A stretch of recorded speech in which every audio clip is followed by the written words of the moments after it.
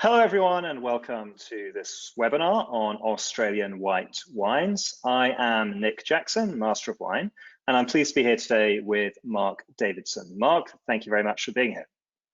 Pleasure, thanks. Great to see you again.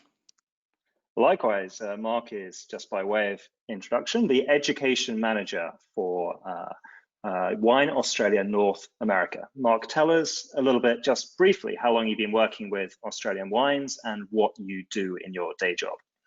Yeah, in spite of my accent, I actually was away from Australia for quite some time, working as in the trade as a sommelier mostly and doing wine education over in Canada, then came back to Australia to work with Australia, and that was just about 10, 11, well, might even be 12 years now. So doing mostly work in the US. Then that job went global, and I was out and about doing the same sorts of things in the export markets. And now it's just focused on the US. And my sort of day job, I mean, various things we do, but ultimately what we're doing is supporting the Australian wine industry with marketing, promotion, and education. And my primary focus has been on education, mostly in focusing in on the trade. And while the consumer part of the education does come up from time to time, my primary focus has been trade education. So doing seminars like this in person when we were able to do that. Remember those days where we could put people in a room and taste wine. Right. Yeah, I always joke whenever I think, oh, I need to say something to Mark, I need to have a chat with him. I think, well, there's no reason to call him. I'll just wait until the next Australian tasting. He'll be lurking behind a table somewhere. Yeah, no longer the case. So let's just talk a little bit about what we're going to do today. So we're going to look at 6 different Australian white wines. We will be having another session on Australian red wines, so fear not if you are a red wine fan. We will have you covered. But the purpose, I guess, of today's session is twofold. First, we want to do a pretty detailed look at these 6 wines, 4 varieties represented, but these are important commercial styles for Australian white wines. These are the kind of wines you're likely to find anywhere in the world on export markets. So while we know that there are tons of other white varieties made in Australia, they may not be quite so easy to come across as the ones we're going to look at today. So we will talk about the identifying features, the main characteristics of these important styles. And then also we'll talk a little bit about trends and fashion in winemaking, and more or less where is Australia right now. We're recording this at the end of 2020, and we'll talk about the changes that have happened and where we're at right now with white wine making. So before we get started on the first wine, I thought it might be valuable just for me as a sort of, I'm not an Australian wine professional like you are, Mark, but from my lay perspective, approaching Australian wines, can we make any general overall comments about the style of Australian wines? And I was thinking about this question, and I guess very, very generally, and of course there are a million exceptions, but very generally, I think that when I'm thinking about Australian wines, what I'm looking for are 3 features. Firstly, like many non-European countries, Australian wines tend to be focused on fruit, but perhaps more than some other non-European countries, fruit purity and the purity of that fruit expression seems to be very important to Australian winemakers, really to allow the fruit to speak very clearly, not just for the sake of it, but as the articulation of the variety or the place where the wine comes from. So that's one thing. The second thing, which is connected to that, is that I perceive in general in Australian wine, relatively hands-off winemaking. I don't see the fingerprints of the winemaker all over the wine too much in Australia. So of course there is some oak, and we'll have a wine with quite a bit of oak today, but in general, I don't see tons of excess oak, tons of batonnage, inappropriate use of stems in red wines, things like that. Generally, again, the winemaker seems quite happy to allow the fruit to speak for itself and tell the story. And again, connected to that, the final thing I often think about in connection with Australian wines is their confidence in expressing what I call varietal typicity. That is, a Riesling tastes like a Riesling, a Cabernet tastes like a Cabernet. And, to take Cabernet Sauvignon as an example, Many Australian Cabernets, we'll talk about this in the red session, can be a bit leafy, a bit herbal. And many winemakers of that variety around the world try and avoid those characteristics.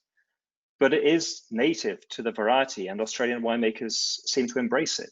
And so I always think that if you're a wine student and you want to know what a textbook example of a variety tastes like, you should go to Australia, because it really just is as it comes. Now, do you think those are fair assessments, Mark, or is there other stuff? And I actually think not only are they fair assessments, I think it also addresses some of the evolution in what's been happening with Australia, and that is that there isn't, I mean, you can always pick out winemaking artifice or character where people have used it in certain varieties and certain styles, but I think that's less and less so in Australia. And it is about that pure expression of fruit, which I think has historically been the case in Australia. We've always liked, hey, our fruit, but I think there's a refinement that's come with that. And you used a lovely word about confidence. And I think there is that confidence now in Australia. And we'll maybe address this, maybe towards the end about where we're going. But I think there's always been a wonderful, so I'm doing a book, slowly writing the classic wine library book on Australian wines. And one of the things I'm trying to capture is this essence of what Australia is. And all these varieties you're seeing, they've all come from somewhere else.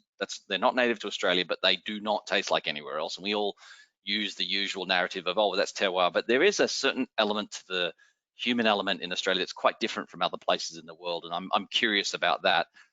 You never meet a good Aussie winemaker that doesn't absolutely know what's going on in the classic world of wine. They've tried them all. They're drinking bourbon, they're drinking everything.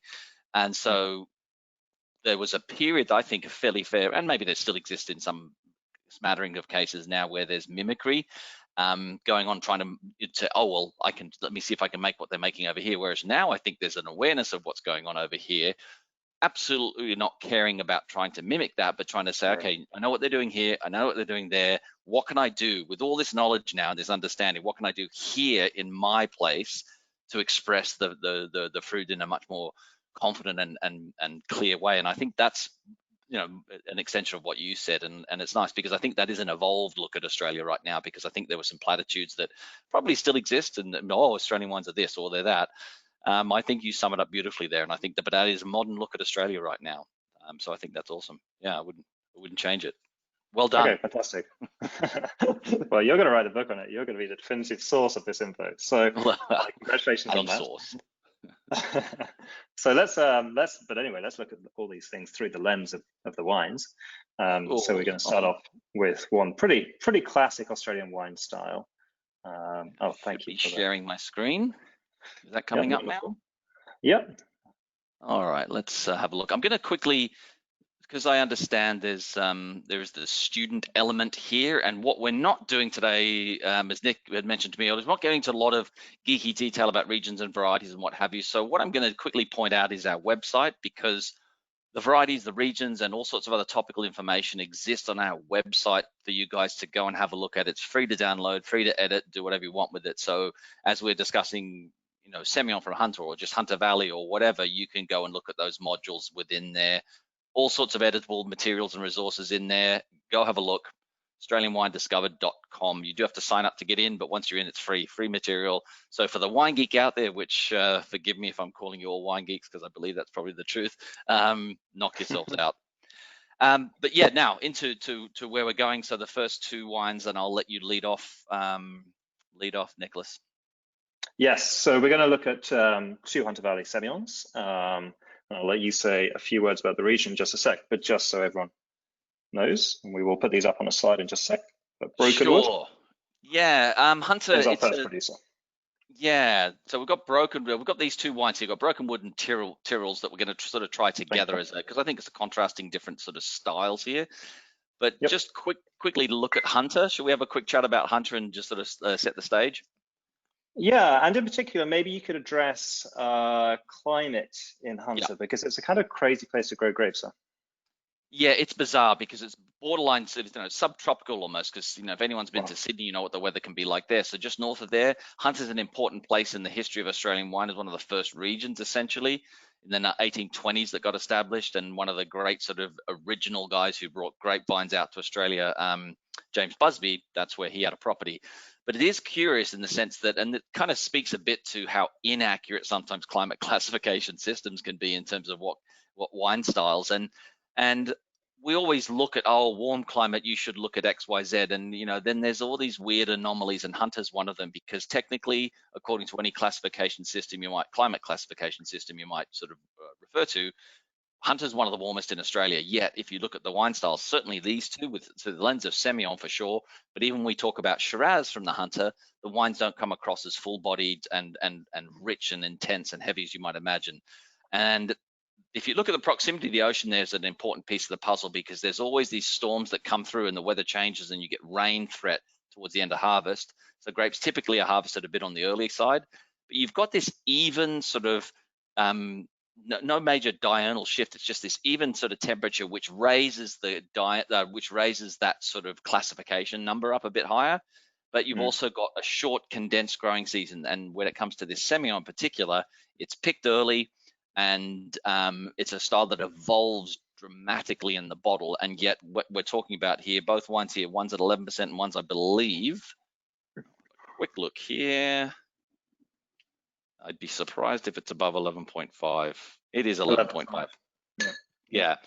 So it's an anomaly, and that's one of those weird things that when you're in a blind tasting and you're looking at some of these things, and you want to refer to climate, and you've identified this as Hunter, you can't really say cool climate, because that is not the case necessarily. It's a warm climate, you know, with one of the exceptions that proves the rule, I guess.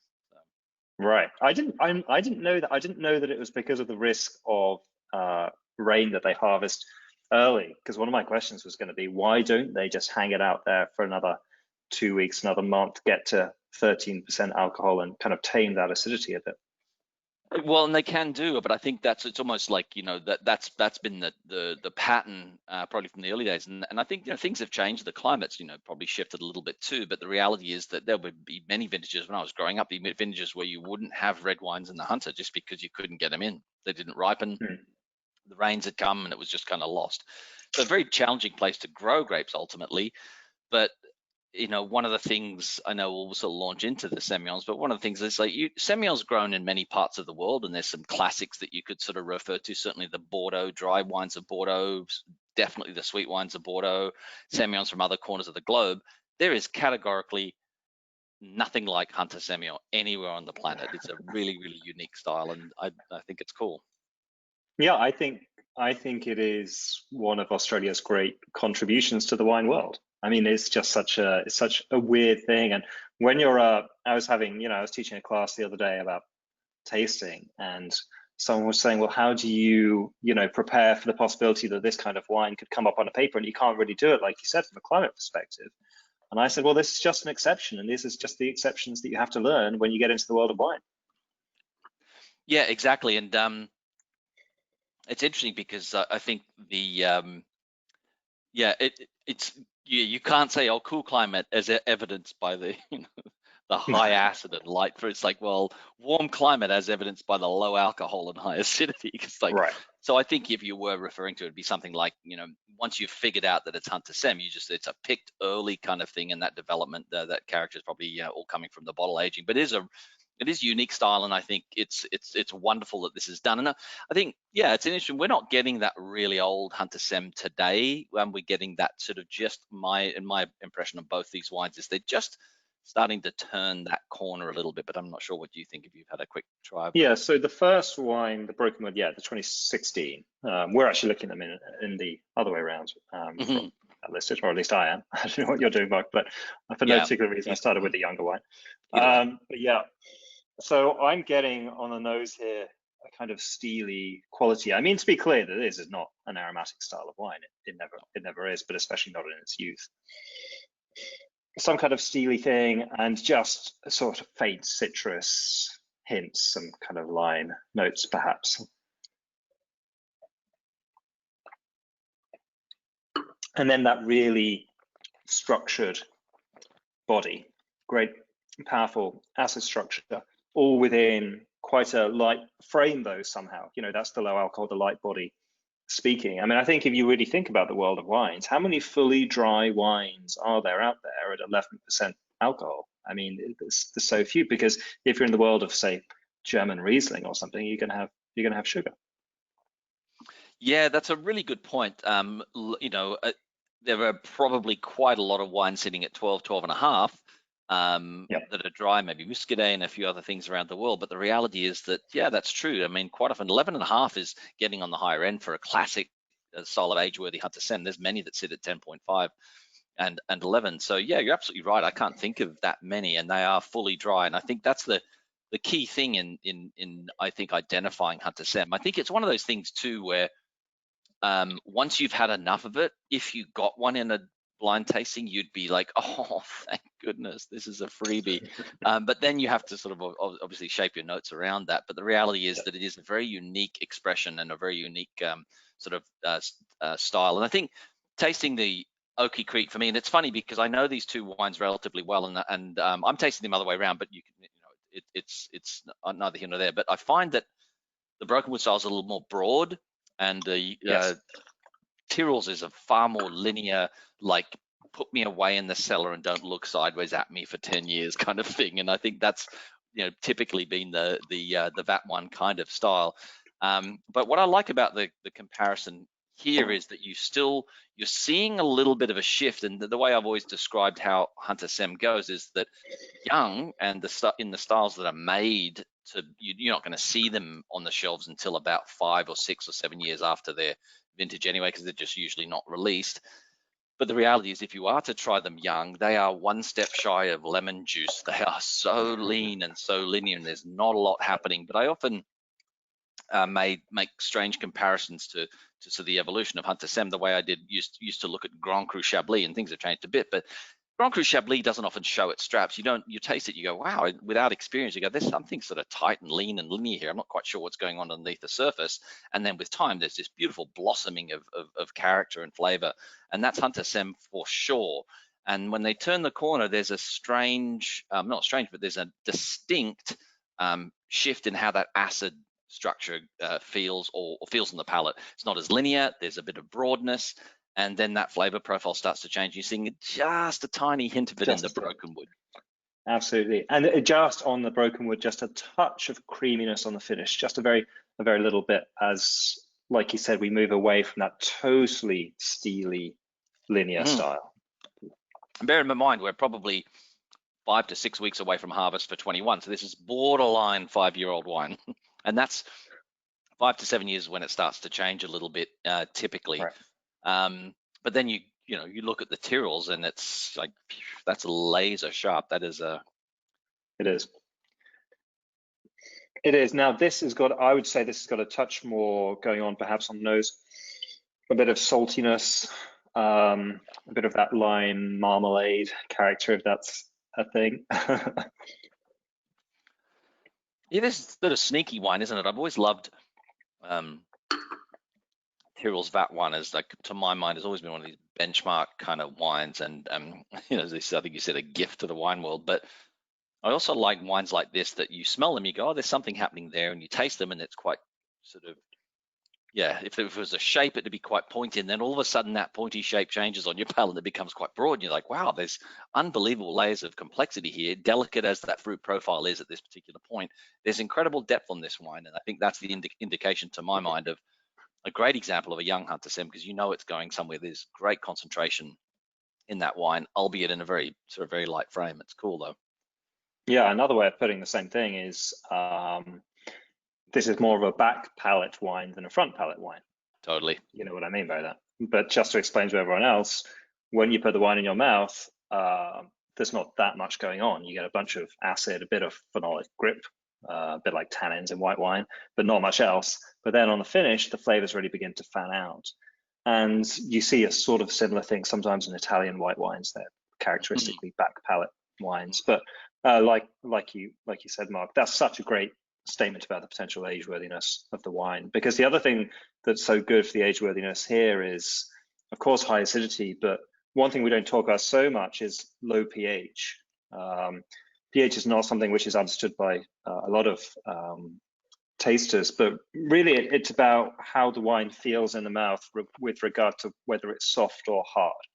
And I think low pH, which is usually associated with high acidity, they can make quite hard wines, especially when the wines are young.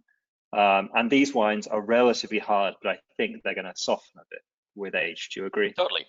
Yeah. Oh, I'd be shocked if any of these. I should have had the stats up here with me, but I know that most Hunter Sems are sitting around 3 or sometimes 2.9, 2.9 to 3.1, somewhere in there for pH.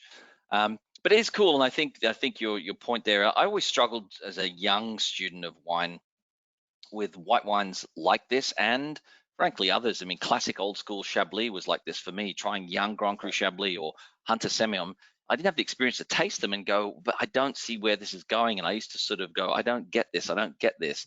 And I think it is that, and looking at the Tyrrells in particular here, it is that, as you talk about that weight, that fruit concentration, the back palate thing, where you go, okay, hang on, this doesn't seem like much up front, but in the back there's all sorts of stuff just bristling under the surface. And I think those are the wines that kind of excite me, because they're going somewhere. The trick is to keep your grubby little hands off them for long enough to watch them blossom.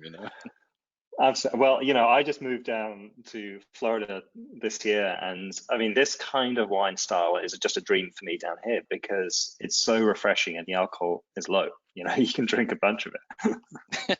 Well, I think there's a lot to be said for that in a world where alcohols are creeping up everywhere, not just not just in the new world. It's creeping up everywhere. I totally agree with you. And as a food wine, I think there's no better. There's all sorts of equally good, but there's no better oyster wine than Hunter Semillon. Oh, that's very cool. Yeah, I hadn't thought about it. Yeah. Yeah, it's brilliant. Yeah, it's wonderful stuff. And just in terms of that age worthiness for anyone that might be curious about how these can age, I was lucky enough I've had them at 10 and 20 and 30. I was lucky enough to have what was labeled Lindemann's White Burgundy from 1970 in 2010. So 40 years old, and it was 100% Semillon. They had all different labels in those days. They were labeled according to style, not variety. All right. Something I kind of appreciate in a weird sort of way nowadays. And it was not just good, it was completely and utterly spectacular. And the comparisons to old Grand Cru Chablis were completely on point. It was layered, it was complex, it was fresh as a daisy, and it was like, wow, this is a 40-year-old white wine that's sitting at 10% alcohol. How is that even feasible? Right. So yeah, lovely stuff, and an absolute classic. And really, I think, when you said we got to have this in here for a tasting, to sort of, as a student of wine and working your way through whatever system you might be working with, you got to know it. You got to know it. Right. And just to mention, what you could confuse this wine with. I mean, to me, the principal point here is that this is still very pure fruit-driven wine. It may not have that much expression when it's very young. It increases, as you said, with age, but this is still about the zesty fruit, which puts it squarely for me outside of Europe into the New World, and then you get the purity of the Australian style. Yeah. Quick side note, and I don't usually admit this in public, but in the MW exam for the blind tasting, I actually passed, so I'm happy, but I wouldn't have been, because this was an Australian wine. I got it wrong. There was a Tyrrell Marsanne 2008, and I picked it up, and it was compared to another wine, but we won't go into those details. I picked it up going, oh, Hunter Sem, fantastic, because they had a similar character. And I was running out of time. It was the last sort of wine of the thing, and as I got further in, I'm like, no, the alcohol's too high, and that was the indicator for me. By then I was too long and I was too committed. I couldn't change it, and I sort of like carried on with it. But the reality is that there are a couple of wines that can confuse it, and I think that's a very specific style, and I was surprised to see that in the exam. But there are some wines that develop that kind of slightly toasty, borderline, almost oaky quality when they are developed, that can be a bit tricky. But by and large, you're absolutely spot on. That citrusy thing and the alcohol levels, the critical piece. Yeah. While we pour our next wine, which is going to be Riesling, let me just wrap up with a couple of comments about Semillon. So the Marsanne, the Tyrrell Marsanne, Tyrrell is a producer in the state of Victoria, if I'm not mistaken. Correct. And they make a similar style wine, but of a different variety, of the Marsanne variety. But again, it's early picked, and so it can resemble. But the alcohol is still a bit high. You've really got, for me, if the alcohol is under 12%, I do not feel any heat whatsoever in my throat, and that to me is a big giveaway. Just to wrap up Semillon, is there single variety Semillon in the rest of the country, or is it really just confined to Hunter Valley? This style is absolutely confined to the hunter. I think in terms of that expression, there's single varietal Semillon in the Barossa, and some are modelled on a more oaky or sort of full-bodied, and seeing a little bit of, not a lot of oak, but seeing some new oak or some oak in general. So it's a richer, more unctuous sort of style. But then there are a couple that are modelled on the hunter model, but they don't come across the fruit's broader, and generally speaking, the alcohol might be a little bit higher. Right. And then the other place where Semillons, and there's smatterings of good Semillon in many places, but Margaret River is a good place for Semillon as well. You do see single varietal Semillon there, but quite often it's seen in a blend with Semillon and Sauvignon Blanc, and those styles end up being, again, it's not quite as black and white, but you see a style that's more sort of vibrant and fruit driven with no oak, versus the style that sort of tries to not emulate, but sort of takes its leads from Pesaclagnan or Grave, and there's a bit of oak in there, and that sort of, there's those contrasting styles. So that's where you'll see the majority of good quality Semillon coming out of Australia. And that being said, there's all sorts of smatterings of really cool stuff in all kind of corners of Australia, but that would be the three major areas. Okay, great. I appreciate it. Okay, third wine. Third wine, a classic, Grosset, Olish Hill. I just get excited every time I try this wine. So. No, this is really, I mean, for those of you who don't know, Clare Valley Riesling is an all-time Australian classic and wine style. And if there is one producer that I think embodies it more than any other, it's probably Grosset, currently made, I believe, by Jeffrey Grosset. Correct. And Polish Hill is a vineyard. Huh? Yeah, correct. So it's in the Clare, and Clare sits, if you can quite see up there, just up here, about an hour and a half, depending on the traffic, 2 hours north of Adelaide. And it is about altitude. So you drive through the middle of the valley here, which is the valley on the valley floor here. You're at about 200 meters here. When you get up to some of the better sites, they're at 3, 4, 5, and even 550 meters above sea level. And so the key thing about Clare, the curious thing about Clare, is there's more red grown in more red varieties grown in Clare than there is Riesling. Riesling has been a standout, sort of world-class exemplary kind of example of this variety. But there's more Shiraz and Cabernet grown, and you think, wow, how does that work hand in hand? Cabernet and Shiraz being grown not quite side by side, but pretty damn close to being side by side. And that's the diurnal difference here is critical.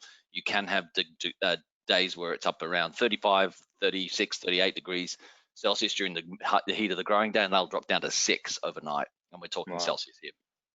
Wow. Consistent. And I mean, there's exposure to breezes and protection from those breezes, which has a way of, and altitudes, which sort of dictates which varieties are going to do better there.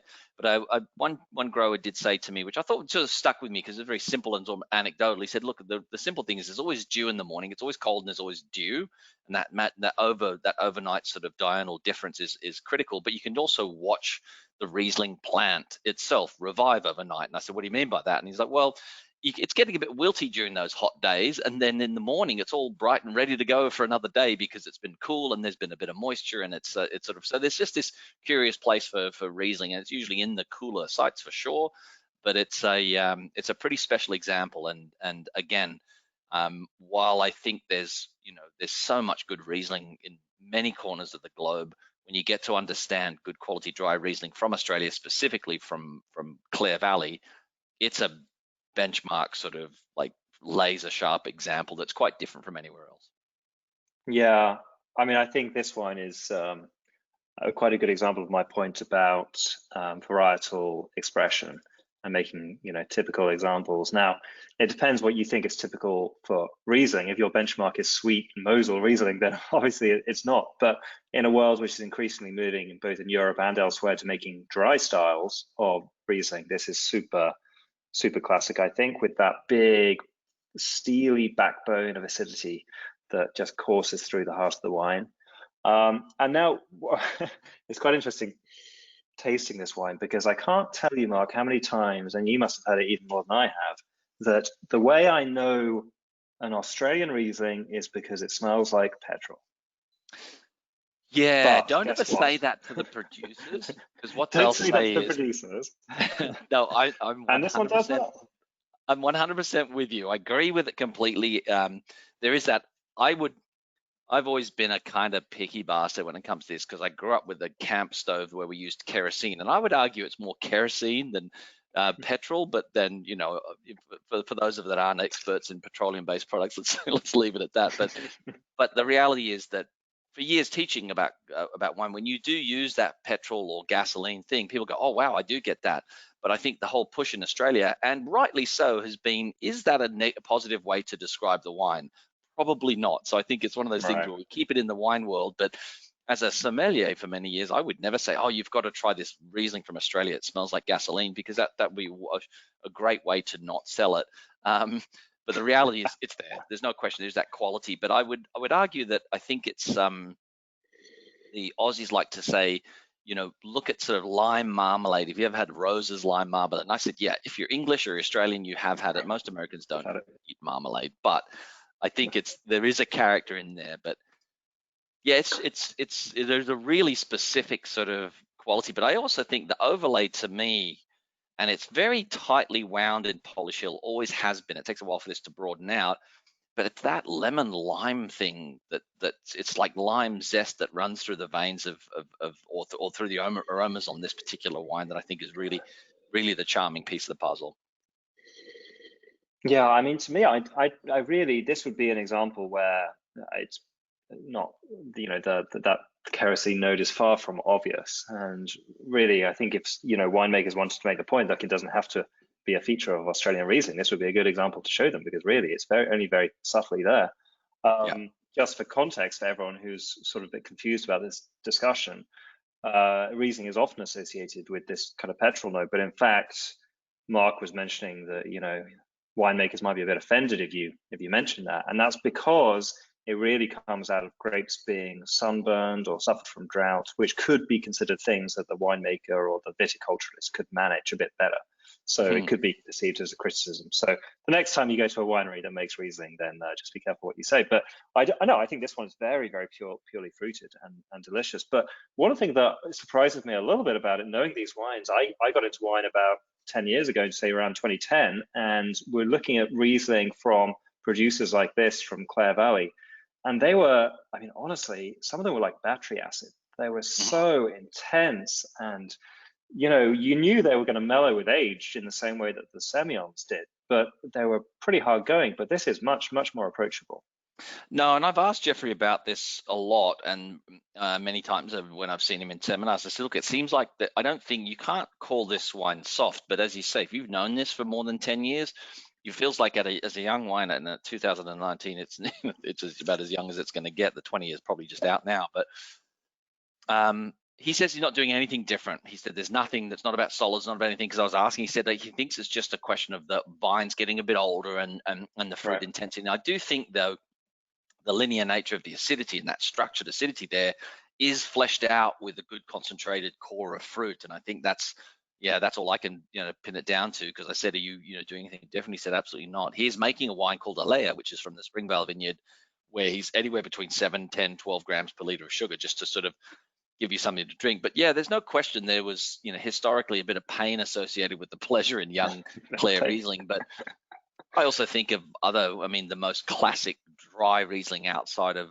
Australia that I can think of that has that similar pain factor would be Clausenune from Trimbach, and it's not necessarily unpleasant to drink young, but it's tight and it's hard, and it's a wine for the long haul. But we are an impatient bunch these days, right? So but it is magic to try these wines with age, and I do think there's a correspondence, and I like having Riesling and Semillon side by side, Hunter Sem and say Clare Riesling, because I think there's a correspondence with characteristics that do develop in these wines differently in the Grosset, with that lemon lime being very prominent.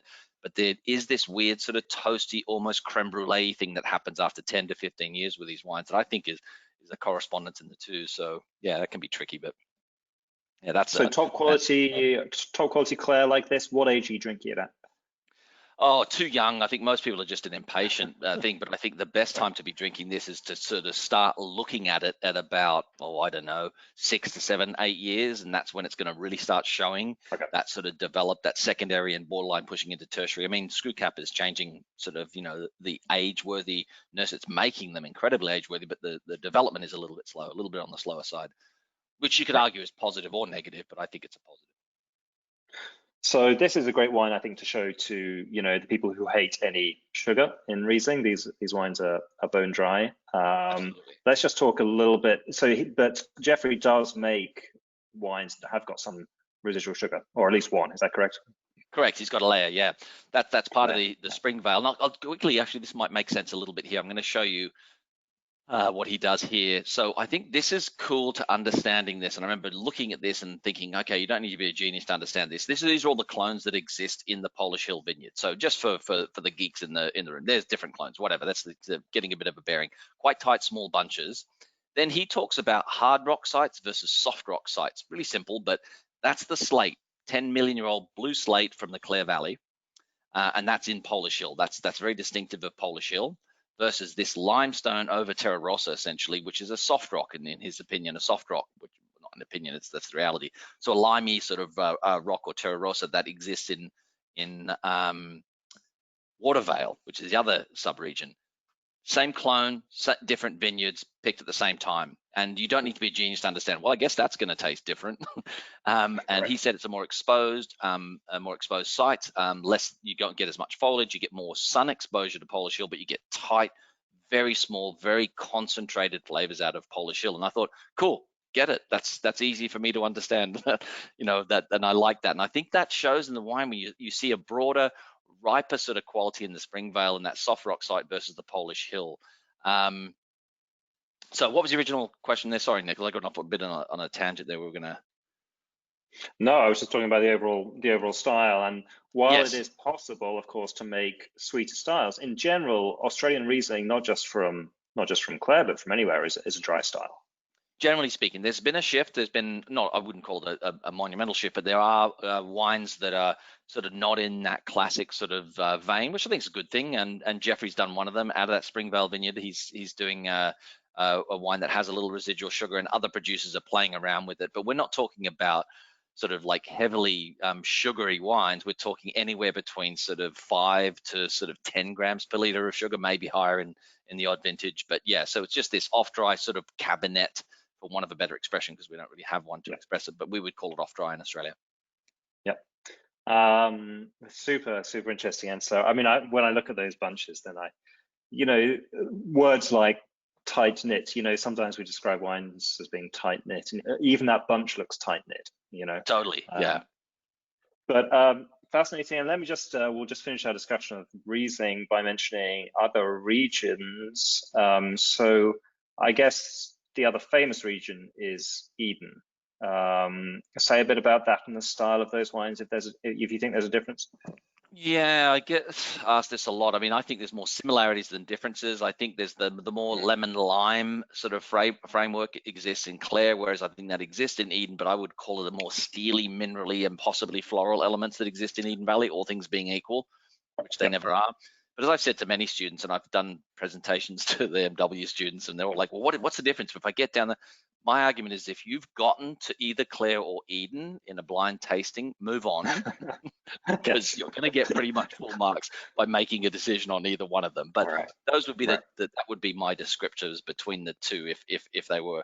But I mean, tasting Polish Hill, it's a very distinctive wine, but that's got sort of almost Eden character to my mind in a way, because it's so tight knit and so minerally. But yeah, I mean.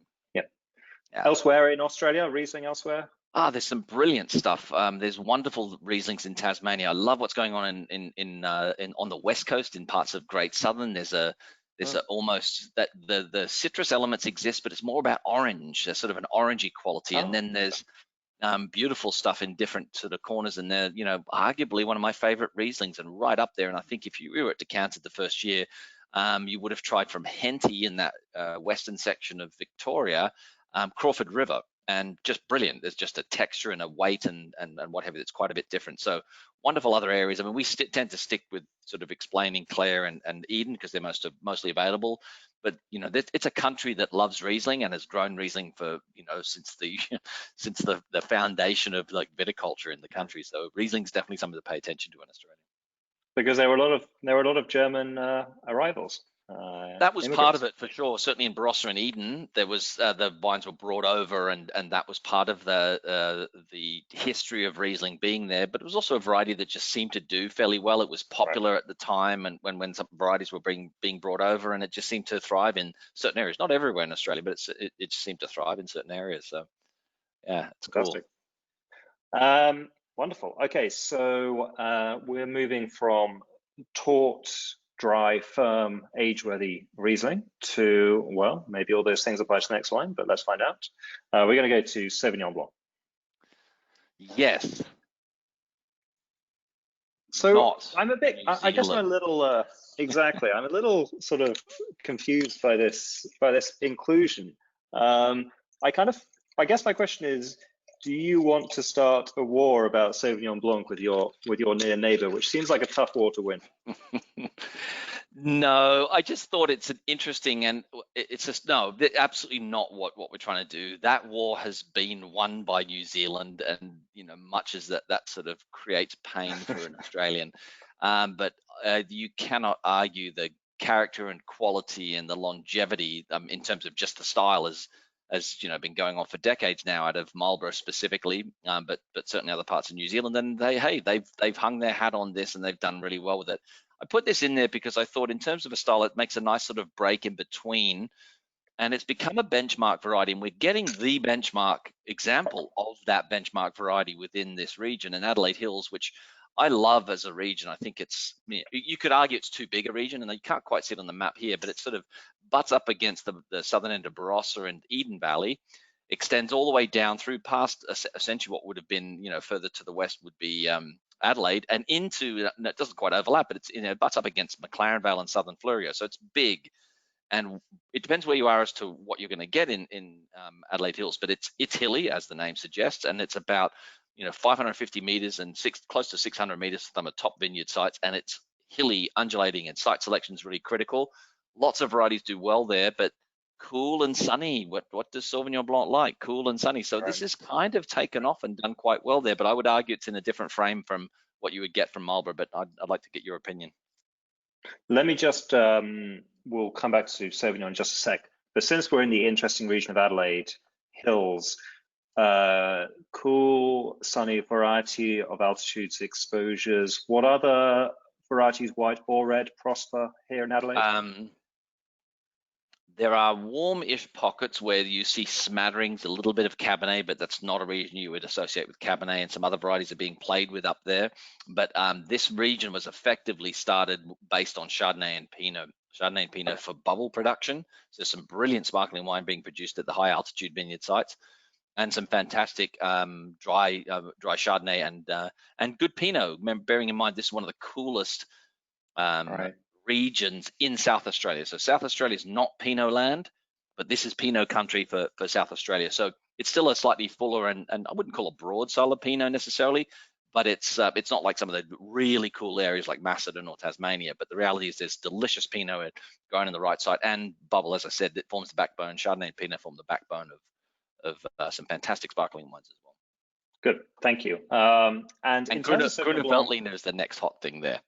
There's about 12 to 15 producers growing Grüner Veltliner, and it's actually working, and it's interesting, and it's good. But there's I'd love to taste that. Yeah, it's cool. Okay, Sauvignon, we know that it is, as we discussed earlier, over there in the west, in Margaret River and elsewhere in Western Australia, sometimes contributing to those Bordeaux-style blends.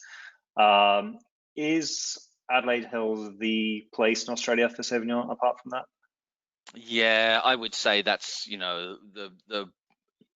it's become the region where people judge their Sauvignon Blanc by, say, okay, and then within that, Sean Smith is the one where people go, oh wow, that's become the kind of like the beacon that's been sort of okay, it's not, I don't think it's the best one Sean Smith make, but it is their workhorse variety, and it's the kind of stuff that, say on a warm day in South Australia, if there's all sorts of great things to be drinking, but this is one of them for sure. Right. Yeah, and it is a very restrained style. It's sort of, to me, it's not half as overt as the New Zealand style. It's not like a fruit salad. It's a bit more restrained. Honestly, I find it's more of a French style. Yeah, there's a little bit of the this isn't always common with this, but it was a cooler vintage in 18, and there was a little bit of cool, sort of almost slightly grassy quality here. But what I find with this texturally, it's a little different. It's a little more weighty, I think, without being heavy. But there's a more tropical thing on the back palate. I always call, I mean, there's fruits to me that are tropical but still maintain acidity. Guava's one of them, and passion fruit's another. And I feel like that's the framework within which this sits. It's got tropical but tart. So I don't know if that makes sense. No, I think it's delicious. This wine is on many restaurant wine lists. It's just a great, by the glass option, and it's just a nice alternative. For some of us, sometimes the New Zealand wines can just be a bit too much in your face. This is a bit more restrained, but of course you get all the clean, bright fruit that you want. Yeah, it's great, and it's interesting, isn't it? Because people just know it. It's something that and you've got to credit New Zealand heavily for this, and I don't like to give them credit for anything, but I mean, if you think in 1990, nobody really knew, we're talking like 30, 40 years ago, like nobody knew Sauvignon Blanc from New Zealand. It wasn't even on the map. And now you can't even talk to anyone, probably globally, that hasn't heard of it, had a glass of it, or seen it somewhere. And that's a remarkable thing to put varietal Sauvignon Blanc globally on the map. You could probably argue. I can't think of anyone else that's done it. Mondavi did good things with Fumé Blanc in, prior to that or in around that time, but New Zealand's really done it, and they set a particular standard of like, oh, this is dry, which some of them aren't, but this is dry and it's fruitful. There's nothing there's nothing complicated to understand about the variety for the average drinker, but yet it serves a beautiful sort of refreshment value for lots. And I think I just feel like there's something a little different in that Sean Smith that is, there's something structurally, I think, that's kind of interesting and just a little different. Yeah, no, I think it's delicious. And in summing up the style, if people haven't got this wine at home to taste, then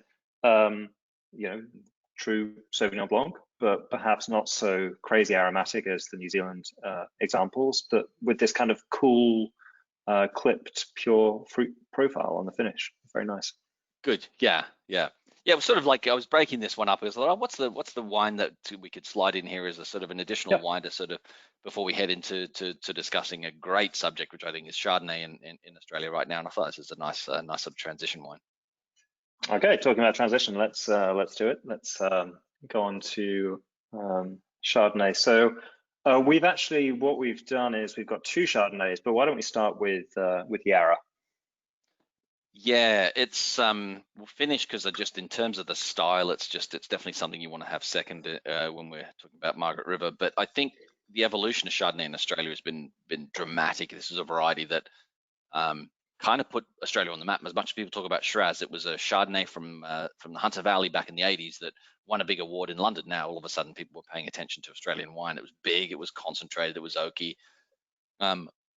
Structural complexity was not a consideration back in those days. It was about fruit. The more pineapple fruit you could get, the better. And I mean, I'm exaggerating to a point, but that was the case. And then I think over time you realize when wine becomes a popular everyday beverage, you don't want heavy all the time. You want something lighter. And then I think getting clones in to Australia at the right time, learning how to grow it, meaning putting it in a place that restrains that overt character. So getting into cooler zones in Australia, understanding the viticulture, and then also being a bit less heavy-handed with the winemaking, because I think no matter what, when you think, and if anyone's experienced some of the greatest expressions of white Burgundy, Le Montrachet, or any good, Meursault or Polini Montrachet, those wines are worked. They don't just quietly make themselves in the corner. There are methods to sort of, extracting the greatness out of those wines. And I think so Chardonnay is not one of those wines that, like Grosset, it's get the fruit, you crush it, you stand still for a minute, you put it in the bottle. Good Chardonnay needs a bit of sort of love and tenderness to make it to sort of shine. So learning how to not do too much and just enough, I think, has been where the evolution is, and why I think Chardonnay is one of the most exciting varieties coming out, one of the most exciting classic varieties coming out of Australia right now. And I think the nice thing about these two, and we'll start with Yarra, is that Yarra is known for great Pinot, great Chardonnay, historically known for great Cabernet, but you've got to be in the right spot for Cabernet, and those warmer climate varieties. But Chardonnay and Pinot for bubble, and Chardonnay and Pinot for still wines. This is where Yarra is kind of soaring right now, and I think this style is right into this sort of the modern iterations of where Australian Chardonnay's gone. And we went from these big blousy Chardonnays that were really big and rich to a period of time where you used the word battery acid earlier. I think there was a battery acid phase for Chardonnay. It was like anything, let's make it as restrained and as lean as possible and no oak and whatever. And it's like, oh, I don't know. I think Chardonnay, good Chardonnay needs texture, it needs weight, it needs that linear kind of acidity at the same time, but it needs texture and weight, and it needs Right. I think it needs wood, not too Yes. much. I mean, gosh, there's a lot to say here. I mean, just to start at the beginning with this producer, which is when I visited Australia with you in 2015. We went to visit Giant Steps. Giant Steps has just in the last couple of months been sold to American Jackson Family Wines, which is interesting statement by itself. And Jackson Family Wines made the statement: look, we are committed to cool climate Australian wines, and they think about Jackson Family Wine Chardonnay. People outside the US may not appreciate that they sort of almost own the Chardonnay segment of the US Chardonnay market. And so for them to bring on a producer of Chardonnay from Australia indicates to me they believe that that's offering something different, a different proposition altogether. So I think that's a real vote of confidence. Going back to the stylistic thing, so very roughly, because this is the kind of thing that fascinates me. I'd love to do like a podcast or a webinar or something like this about these changes of style. But I think roughly from like late 90s to approximately 2010 around the world, you get the big, heavy, rich styles across all varieties. And then maybe from 2010 in Chardonnay now, maybe from 2010 onwards, you get the really reductive, tight, light, very trying to be everything like Chablis. And then I think your point now is that we've come out into a third phase. And to me, one of the real hallmarks of that third phase is what you said about texture. It's having a little bit, just a tiny amount of solids in there. So there's a bit of grip in the palate. And that doesn't just provide structure like acidity does, but it also keeps the wine fresh as well. Yeah, I totally agree. And yeah, this is all the sort of modern approaches to Chardonnay are done here, and whole bunch pressed, indigenous yeast ferments, I think, which is kind of cool. But no batonnage. This is an evolution in Chardonnay production in Australia. Is that with delicate fruit like this, say from the Yarra, on lees for sure for an extended periods of time. I think this is a good sort of 5 to 6 months on lees. I have to double check, but no batonnage, just letting it sit on the lees and let lees do their work, but without stirring them in. No ML. Yeah. That's something that's not formulaic. That depends on the vintage, and a lower percentage of new oak than you might have seen in the past for, say, a single vineyard wine of this caliber, of this quality. This is about 20% new oak.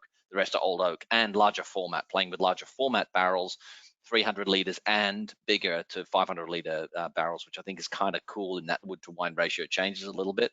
But what you end up with is, there's no question this is a linear style, but there's texture there. I think the winemaking in this particular case is completely commensurate for the fruit profile in my opinion. I think it works beautifully, and I think it's nicely done. Bearing in mind it's 2019, and good Chardonnay needs time. It's time for all that stuff to sort of mold together. But I'm happy to drink that right now, and I will be after this session. Yeah, absolutely. And again, for the people not tasting the wine at home, certainly it's ripe. It's nowhere close to being overripe, but it's ripe Chardonnay. But it's got this really good, keen line of acidity that goes through it. I think the point about there being no malolactic in this wine is fascinating. Very rare in Chardonnay, not to see any. But really vibrant wine. Just regional comparison, climate-wise, Yarra versus, say, Adelaide Hills. Adelaide Hills, I think overall would come across warmer. Adelaide Hills is complicated because it depends where you are, but yeah, generally speaking, warmer. And then depending on the vineyard sites where you go, the Yarra is not super high in terms of altitude. There are some vineyard sites at 250 to 350 meters, but it is more about just that sort of the some ocean breezes that get in there. There's continentality, I think, if there is such a word, that sort of diurnal difference, cool nights, warm days, and it's misty and kind of Yeah, I mean, I think you were there and you experienced a bit of this weather. That's a good example. It can be beautiful weather in the Yarra, but I've been there on many misty, cool mornings where people who've come from the US have gone on these trips and gone for a run in the morning. And they're like, man, it was Yeah. cold this morning. I was like, yep, everyone thinks it's really That was hot in exactly my Australia, experience. Yeah, exactly my except experience. where it And isn't. right. So that is actually And the vineyard site, which I think is cool. I believe this is oh, the cool. Pinot block, but whatever, it's close. Yeah, no, it's cool. And I think what fascinated me, was the lack of monoculture of grapes there. You get whole swaths just given over to forest. Yeah, no, which is cool. And the Yarra is yeah, I mean, I'm not supposed to have favorite regions in my job. I love all regions equally, but I got to say, Yarra, and I think there's a lot to be said for a region that is really close to a major city. And I know that sounds like sort of like a really like what? What do you mean? It's like, well, look at Napa. Napa's really close to San Francisco. Well, it used to be an hour and a half away, but it's a lot longer than that Right. nowadays. But the reality is that regions benefit from that influx, and people can do more things with the sort of influx of people. So Yarra is beyond just a wonderful winemaking region. It's a great community with awesome bakeries and awesome coffee shops, and it's just the wine and food cultures, egg grown, on an unbelievably steep curve over the last sort of 15 to 20 years. So and I think there's something to be said for that. So, but yeah, Yeah, what did you and think of this wine? oh, I think it's delicious. I love the style. Yeah, This is one of those things again, talking about varietal typicity and about trends here. There's no attempt here to stop Chardonnay being Chardonnay. Look, Chardonnay is a wine where the fruit comes easy, and there's no attempt to stop it. But what there is also dryness, which comes from a couple of sources, from the acidity, of course, but also, like we were saying, from that element of solids, the kind of slightly phenolic grip here, almost like totally. tannins in white wines, and that just provides a bit of dryness there as well. So it's kind of a very well balanced wine between all these different elements. Yeah, it's cool. I like that phenolic grip thing. It's a really good point. I always sort of almost refer to it as like it's like almond skin or something right in the background that gives it Yeah, just this pleasant sort of really nice sort of bitterness. But yeah, I think your point about Jackson family wines buying, yeah, this is a really good thing. People said to me, "Oh, what do you think about Americans buying?" I said, "I think it's awesome because that means we're going to see more of this here. Not that we didn't in the past, but they're committed. And if you look about what Jackson family's done around the different parts, they're buying quality vineyard sites in places that yeah, specialize in particular varieties and styles. And they wanted Pinot and Chardonnay from cool climate in Australia, and they went out and got it. I love it. I think it's great. It's an exciting yeah. development. And for those of you who don't know, they also own one of the very best producers of Grenache in Australia called Yangara, and that is almost like Pinot Noir, like Grenache, farmed biodynamically, super, super pure, crystalline, pure fruit. Yeah, So they are very, very invested in those styles, which I think are styles of place, of totally. region, and I think that's a great positive. Yeah, I do too. Okay, so let's move on to the final wine. We are sort of, I feel like we should bow or something because we are in the presence of royalty with this wine, at least in Australian wine terms. For those of you who don't know, Lewin Art Series is one of Australia's great wine series, different artists every year, and truly a celebrated historic wine. Mike, why don't you just say a little bit about the Margaret River Yeah, region and why it's such an interesting region? it's a really interesting region in the sense that if you look at where it's located, you've got the Indian Ocean to the far west, and that's the main predominant sort of influence. The Southern Ocean that hits at the bottom of Margaret River, because the Southern Ocean down here and Indian Ocean here. So you've got the confluence of those two oceans, the cold southern and the sort of mild and sort of more temperate ocean of the Indian Ocean. Known, and it was isolated as being, this is a gentleman in the 60s did a whole viticultural assessment and came back with the comparisons to Bordeaux: gravelly soils, mild maritime climate, suitability of Cabernet, and frankly Sauvignon and Semillon. Turns out that it's a bloody brilliant region for Chardonnay as well if it's in the right sites.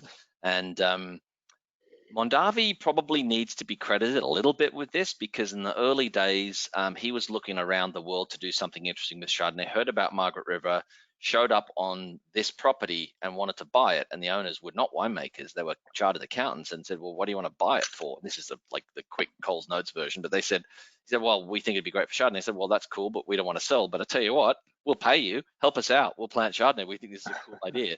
And of course, they became great friends, and he was spot on. And Lewin went from out of nowhere to producing this style that I think at the time worked because it was in the late 70s, early 80s with their first vintages. There was richness and intensity that people knew of in those days, but there was something else that existed. And I think this is the key thing to understanding Margaret River Chardonnay, is that there's always power and intensity. And when you taste this wine, you get it. It's rich, it's full, it's concentrated, but it's never cloying, because there's this lime-like spine of acidity that runs right down the middle of this wine. And that's Margaret River Chardonnay, power and intensity without being cloying. So there's all sorts of styles within that in Margaret River now, but always the trigger for me is like, wow, powerful fruit. Yes, high acid, powerful fruit, though, that's got to be Margaret River. Then in this wine, as we taste it, there's Lewin thing going on there too at the same time, which I love, because they've stuck to their guns and made, they've evolved this wine, but I also think that in many ways it's stuck to, I mean, I can't even think of another Chardonnay in Australia. Of course, there's going to be some that exist off the top of my head. I can't think where everything's backed away and gone down to sort of 20% new oak and, no batonnage, no ML. This is classic old school, if you like, 100% barrel fermented, 100% new oak every year. And then you go, wow, that seems a bit heavy. And you taste it and you go, wow, the oak's prominent. And then all of a sudden something changes in this wine and the finish, and you go, wow, that suits it. And I think that's testament to the idea that if you've got the fruit concentration, yes, those winemaking techniques work. If you don't mess with it. Yeah, these guys can mess with it because it's such a brilliant wine. Yeah, it's almost a shocking wine in many ways, because at every turn in the experience of this wine, there's a surprise. You smell it, and this is a very young wine. I think this is current release 2017 and 2020, and it is, you're correct. Yeah. And it smells oaky. Fine, it's oaky Chardonnay. But then on the palate, it's very dry for a Chardonnay, even drier than the Yarra, which we just had, which is cool climate. Strangely, yeah. And it's got this really vibrant acidity. Again, that kind of phenolic grip. So it finishes very, very dry. And then on the finish, you really get to see how well handled the oak is, because there's oak and oak, and you can use oak well and badly, and the real seamless integration of the oak. So I would say that it's probably only medium bodied. But stylistically, going back to Margaret River, and why I think, in spite of the vibrancy of the wine, the almost nerviness of the acidity, why I think it's still very Margaret River for me, and tell me if I'm wrong. Sometimes I talk about red wines, big red wines like Cabernet, in warm climates, having what I call fruit-wrapped tannins. That the tannins are very powerful, but they're also wrapped up in the fruit. You can't really perceive them. Here, right.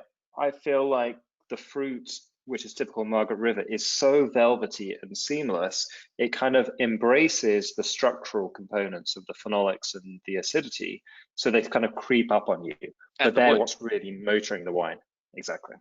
No, I think that's an awesome way to look at it, because that is, I think that's exactly what's happening with this wine. I think this is, it's brilliant. I mean, every time I drink this, I used to live on the West Coast, and now that you're in Florida, you can try it with your crab there. But crab, steamed crab, butter and lemon, period. No other, don't mess around with it.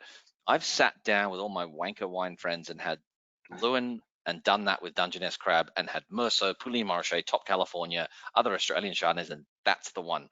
That is one of the great matches on the planet. Yes. And I try and do it almost every Christmas. I'll have some sort of seafood that I can dunk in butter and have lemon with it, and have this wine, because it is just, it's one of those classics. But I feel excited every time I try this, and I've certainly been luckier than most. I've tried this. I've been many times, and I've tried this wine a lot, and it never ceases to amaze me. But it is sneaky. It is one of those funny wines. I think it's important. The important point you made earlier, Nick, is that, you smell the oak and everything. That puts people off. I know people in the business, like, but it's a big oaky, clunky thing. It's like, well, you're not paying attention, because it's not that. It is that up front, but it's not that in the finish, and it's a really, really special wine. Right.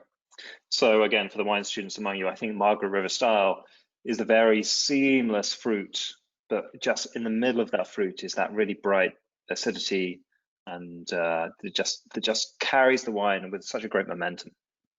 Yeah.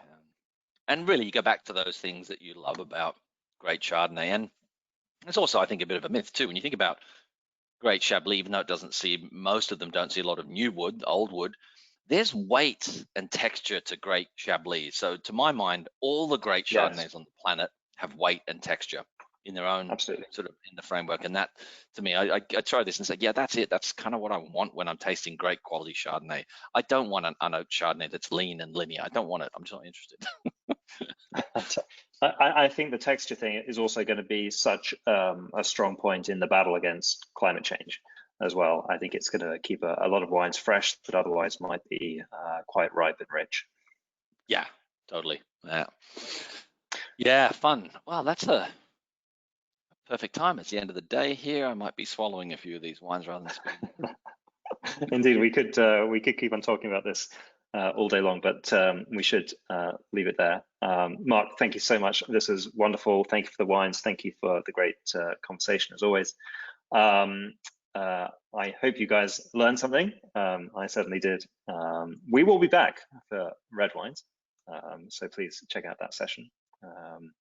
And Mark, any final comments? Please do check out the Wine Australia website. A lot of information there. Yeah, have a look at that, and by all means, via Nick, because I know they're all, a lot of your students are connected to you, but certainly send me an email if you had questions, and go visit the website. It's a great resource for the wine student and beyond, and so have a look at it. But no, that was a pleasure. It was really nice it's always nice to be reminded. I think one of the challenges we've had here with COVID is we talk about wine, but we don't get to taste it a lot. And just being able to taste even a distance with you and run through this, get your impressions, and sort of discuss what I think are, a collection of real classics, not just in Australia, but they're global classics, and they're kind of fun to have a look at, and just nice to be reminded that, oh, yeah, sometimes we get to taste wine again in a group. Yeah, that's what it's all about.